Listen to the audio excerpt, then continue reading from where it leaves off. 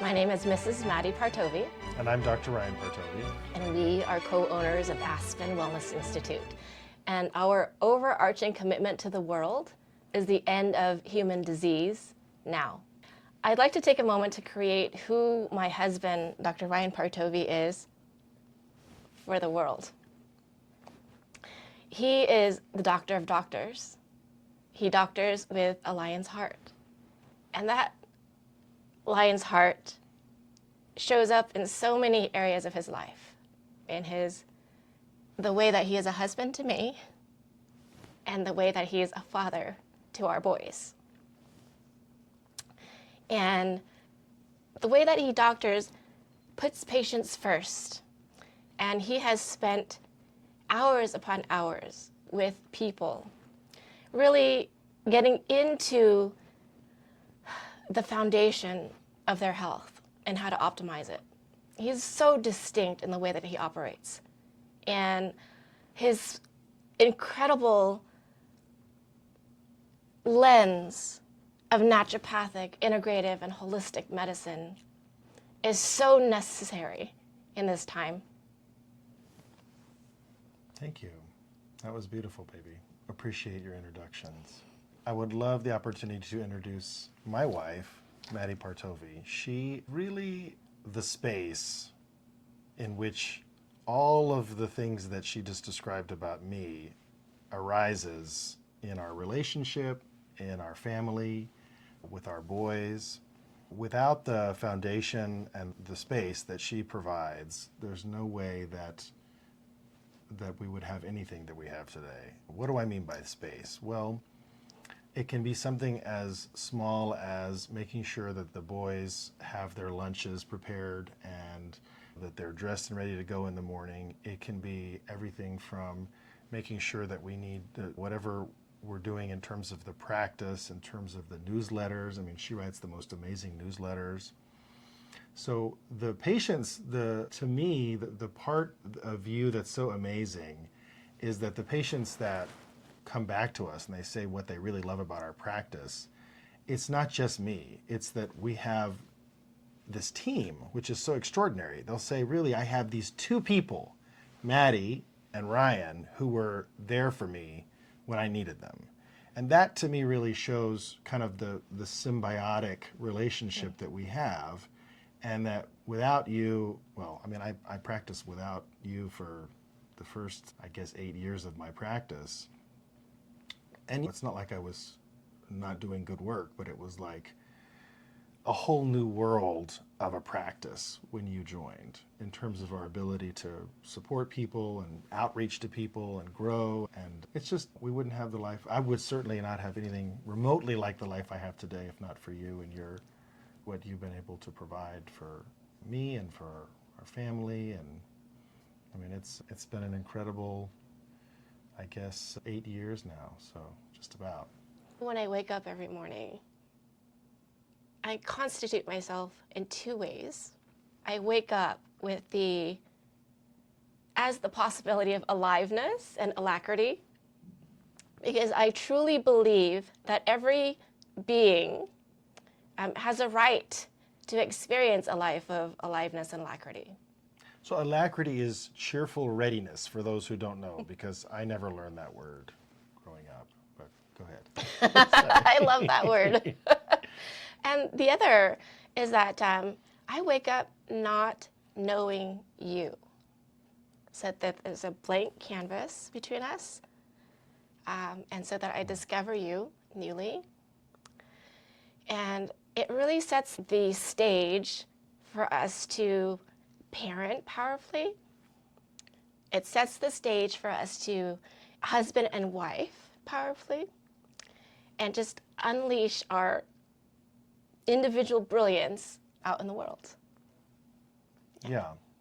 Well, I think that's really beautiful because I think that and this is the first time you're sharing this with me, so I saw something for myself that I have that's actually quite similar to this.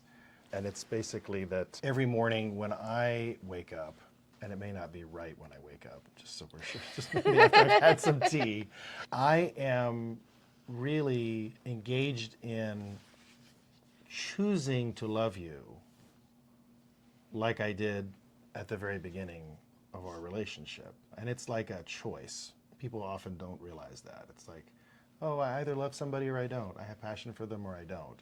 And I think that's actually kind of a misunderstanding of what love, especially love in a committed monogamous relationship, can become, which is basically an opportunity to grow together, to deepen our connection and our commitment over time.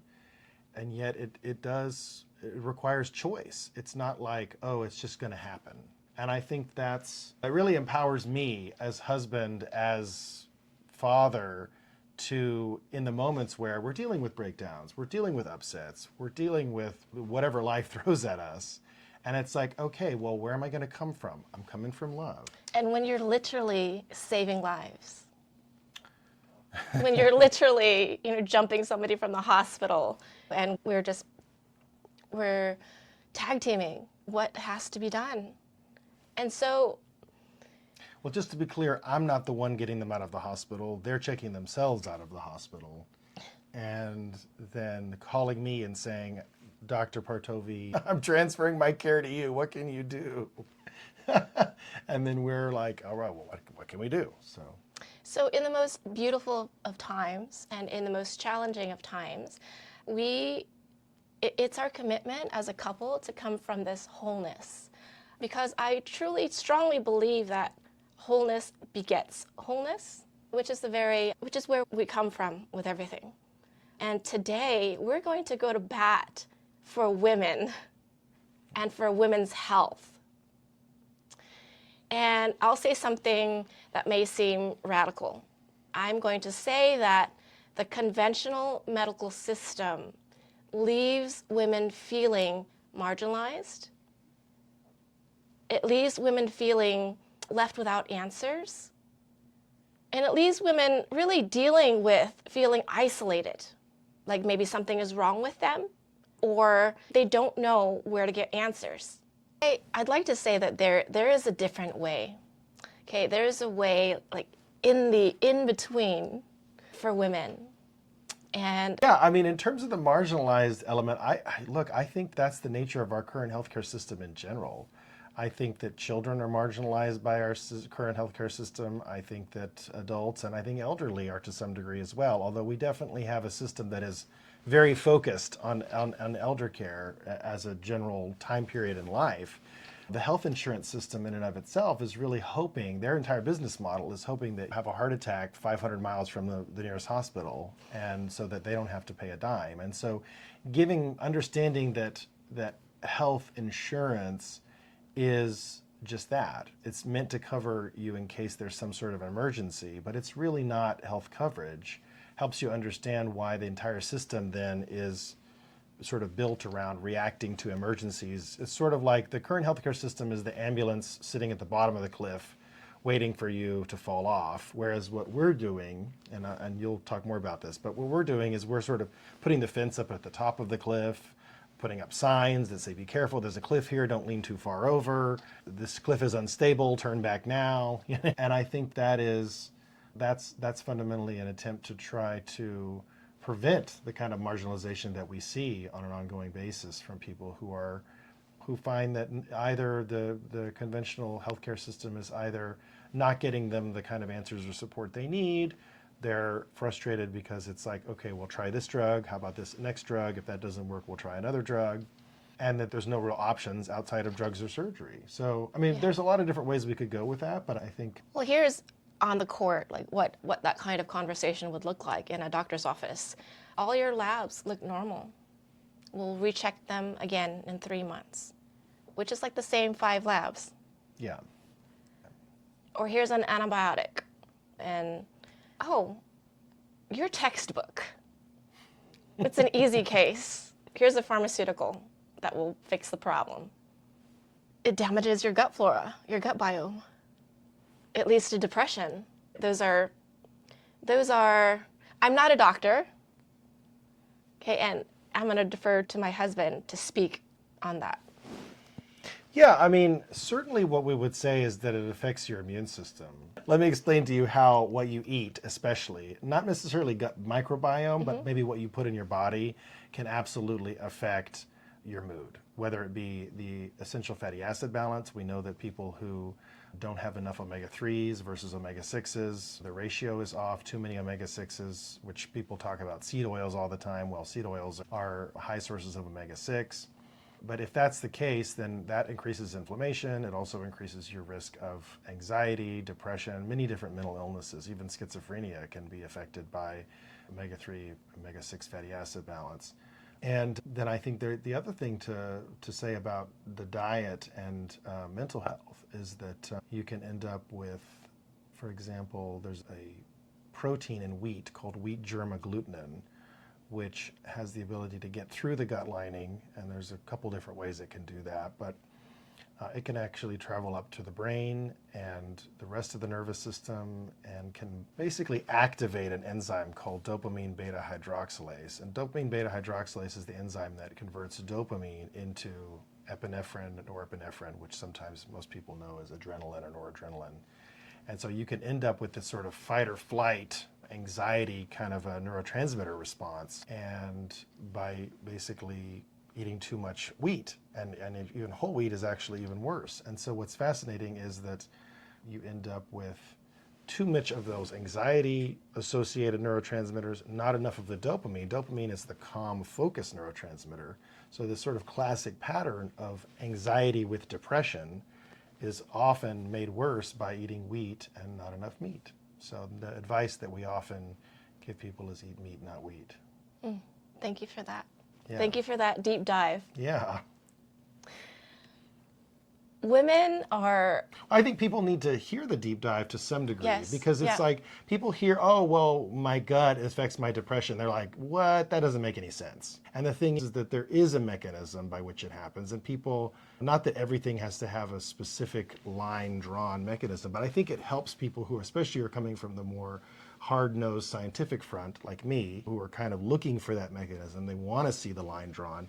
It absolutely does help them say, okay, well, these guys are not completely just making stuff up here, but that these guys are actually having evidence-based practice, and it's not just this sort of airy-fairy hand-waving stuff, which I think is always the concern. And I think that growing up here for much of my adult life in Fort Worth, I know the culture to the degree that I think that it's not historically been the most... Well, it's not been a hotbed of natural integrative holistic medicine. I think we can all agree on that. And I think that the conventional medical community is very strong here. And I think that part of that is a healthy skepticism, frankly. How can we apply this all to women? Women are the... Well, it all applies to women. It does. Right? It does. And I'll get very specific. Yeah.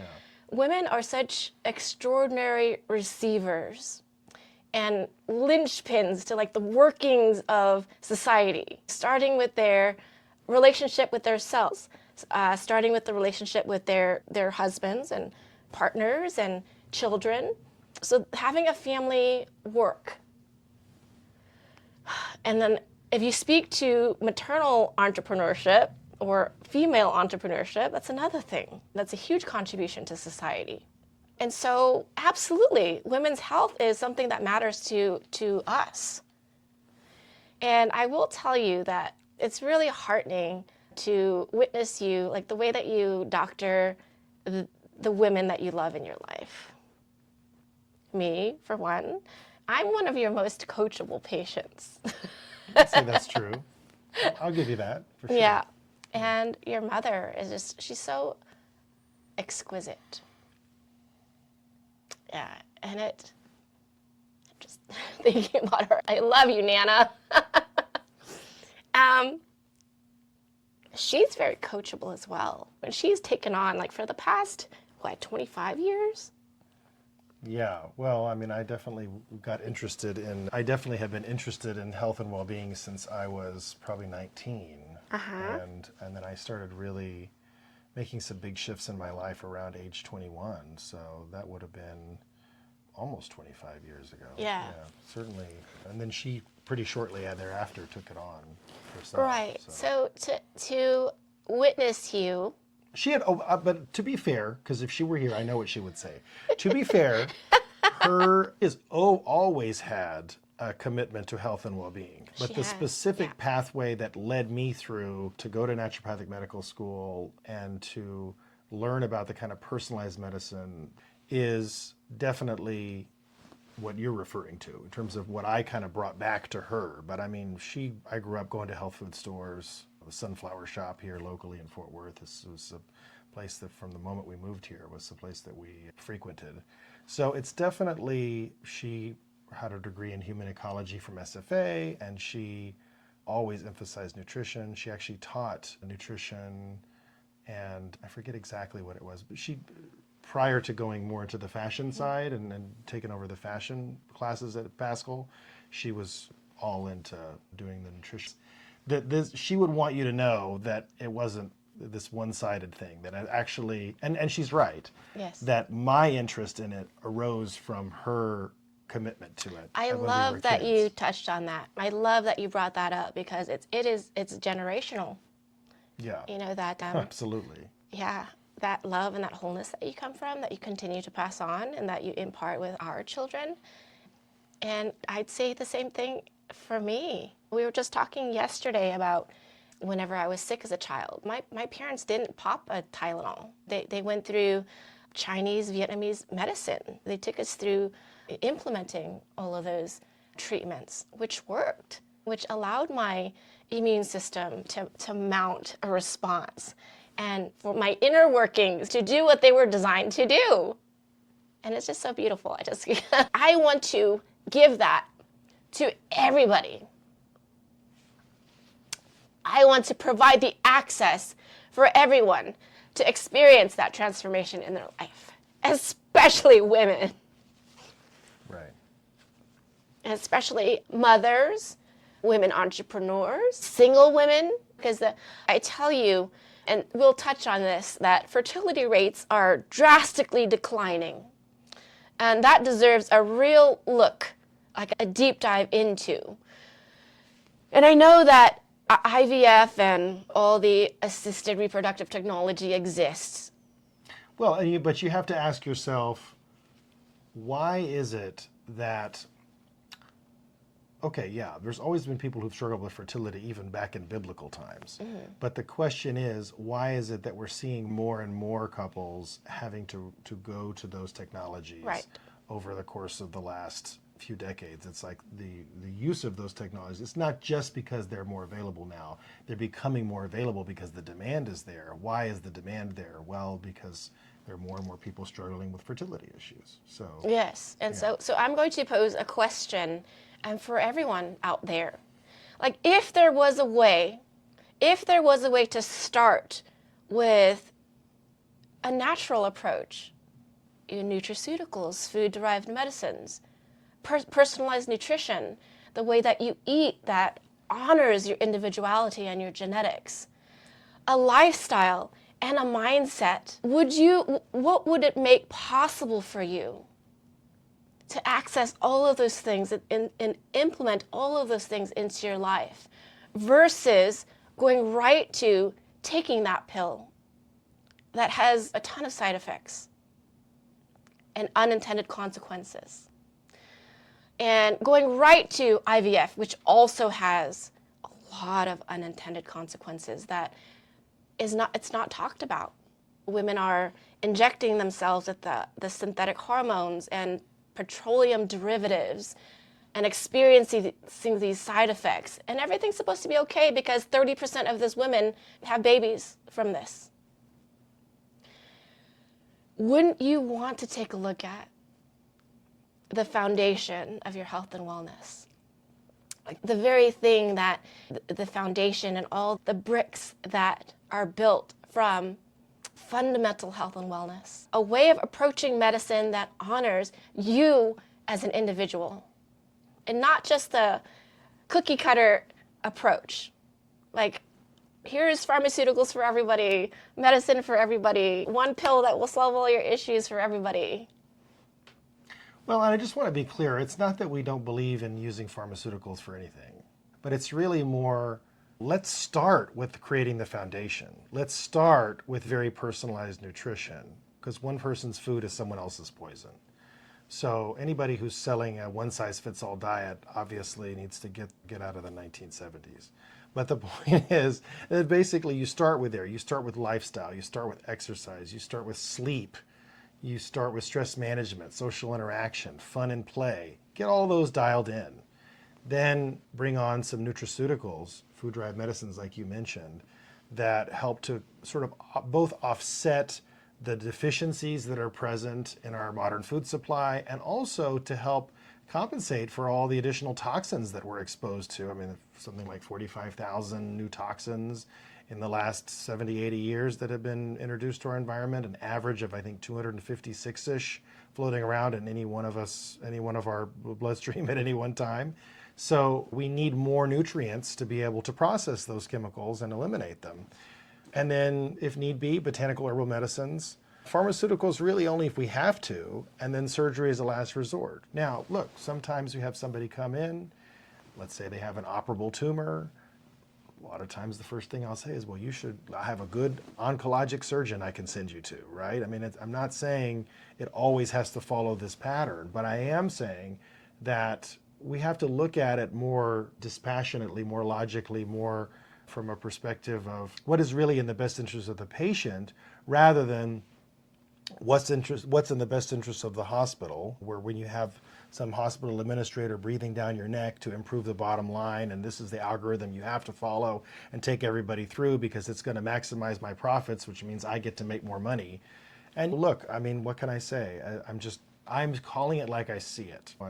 But I would just say that it's important for people to realize that your doctor doesn't work for you, unless they're in private practice. And about 30% of us still are.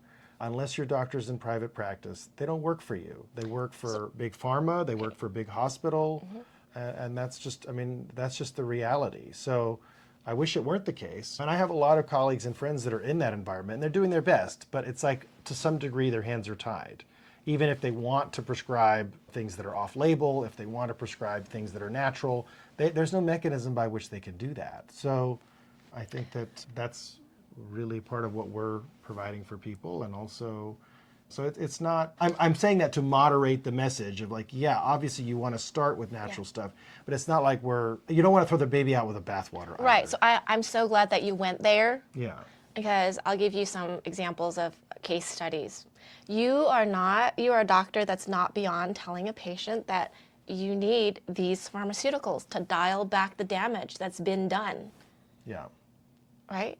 Either by their own hands or the environment or a specific illness that they're dealing with. So you're not beyond that. Prescribing a pharmaceutical to bring people back to a reset where we can actually implement the naturopathic, integrative, holistic. Exactly, and sometimes you need to do that. Sometimes you need to be able to bring somebody back from the brink, and pharmaceuticals are a great way to do that. I mean, I think one of the greatest, we see people on both sides of the spectrum as basically missing the picture. You have people on one side who are like, oh, drugs and surgery are the only evidence-based things that you can ever do, and anything else is quackery. And on the other side, we see people who are just, if it's made by any kind of pharma, if it even has the touch of any kind of corporation or any kind of scientific establishment, it's absolutely to be avoided. And if it's not directly from nature, I don't want anything to do with it, right? And honestly, both ends of the spectrum are shooting themselves in the foot. Yeah, so we're here to meet you in the middle. Where you are. Yeah. Actually, where you are. Or where you are, yeah, yes. I like that, yeah. And to apply the best of...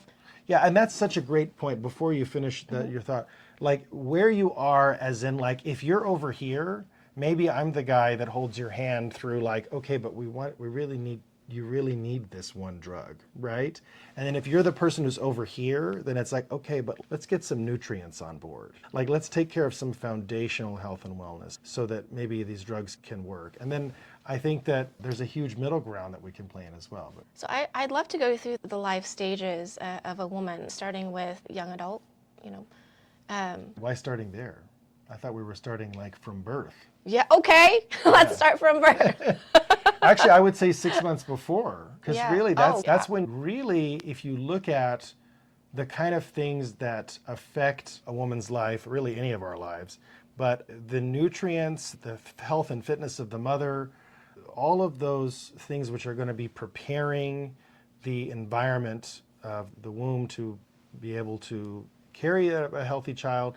If you can get all those nutrient levels up starting about 6 months out, which we did with you. I don't know if you remember this. But Absolutely, yeah. I think you and I had been dating maybe 3 months, and I said, well, here's your protocol, right? Because it was basically a matter of let's get ready. And I think that's probably understated, the importance of it. Absolutely. So I just want to share that I was 39 at the time, and we got pregnant within the first month of intentionally trying. And at 43 years old, it took 6 months naturally to get pregnant. And I know my mom says don't share your age. I'm 46, and we're intentionally on this journey of conceiving again our third child. Yeah. So I think that the transitioning into, okay, well, what about when you're, okay, I'm pregnant, now what? So what is the impact of what we're doing on the mother? Yes, and not only on the mother, but on the baby. Right. Because what we're doing is actually by putting these nutrients on board, removing toxins, providing the optimal environment for the baby, we're actually rewiring a lot of the epigenetics. So your genetics change less than 1%. I mean, you pretty much get half from your mom, half from your dad. That's kind of how it works. But then there's like maybe less than 1% that you might evolve over the course of one or two generations. But each generation, we've got from 5 to 10% ability to alter what's called the epigenetics. So those are your volume control settings on the genes. And most of that happens in the first 18 months of life. So from conception all the way to about 6 months old. Or no, wait, 9 months old, sorry. So that's what we call the plastic phase, where basically there's just a lot we can go in and alter and turn genes on, turn genes off, basically get the volume control settings where we want them to be so that you've got the sort of level. So if you imagine a volume control setting, when I talk about volume control settings on the genes, what is he talking about? Well, if you imagine 0 to 100, when you're conceived, your genes have access to 0 to 100. And then as you get older, it's now 20 to 80. Or 30 to 70. And as you get even older, by the time you're an adult, it's maybe, 20 to 40. We can adjust it from that range, but you no longer have access to the rest of that volume control. And so we can turn one gene down, turn it up, but it's within a limit. But if we can really alter where those settings are generationally by putting nutrients in, by taking toxins out. Thank you for your generous listening. I am Mrs. Madi Partovi. And I'm Dr. Ryan Partovi. And we are Aspen Wellness Institute.